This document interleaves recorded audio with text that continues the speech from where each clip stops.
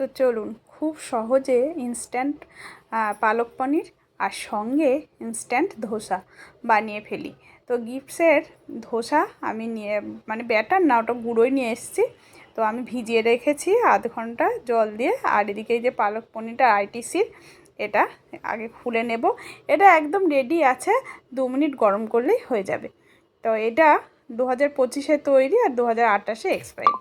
যাই হোক, তা এটা আমি গরম করে নিলাম একটু হালকা সিমে আঁচে দিয়ে, একটু ফুটুক। দুর্দান্ত সেন্ট বেরোচ্ছে জানেন তো, খুব সুন্দর পনিরটা, পালক পনিরটা। আর এদিকে ধোসাগুলো পাতলা পাতলা করে ভেজে নিলাম। এত ভালো কি বলবো, মানে যেরকম আমি মুখে কথা বলছি ঠিক বলতে বলতেই আমার হয়ে গেল খাবারটা রেডি করা। এত তাড়াতাড়ি হলো। যেমনি পালক পনিরটা সুন্দর, তেমনি ধোসাটাও খুব মানে সুন্দর। আমরা অনেক দিন খেয়েছি, আগেও অনেক ভিডিও করেছি। তো আজকে স্মার্ট বাজারে গিয়েছিলাম, তাই নিয়ে আসলাম, রাত্রে রেডি করে খেয়ে নিলাম। আর এদিকে মেয়ে আবার একটু আলুর তরকারি দিয়ে খাবে, একটু আলুর তরকারি করে নিলাম। তো 2 রকমভাবে ধোসাটা বানিয়ে নিলাম। তো কেমন লাগলো এই ধোসার রেসিপিটাও অবশ্যই জানাবেন। ভালো লাগলে লাইক শেয়ার কমেন্টস করবেন। সবাই সুস্থ থাকবেন, সাবধানে থাকবেন। বাই।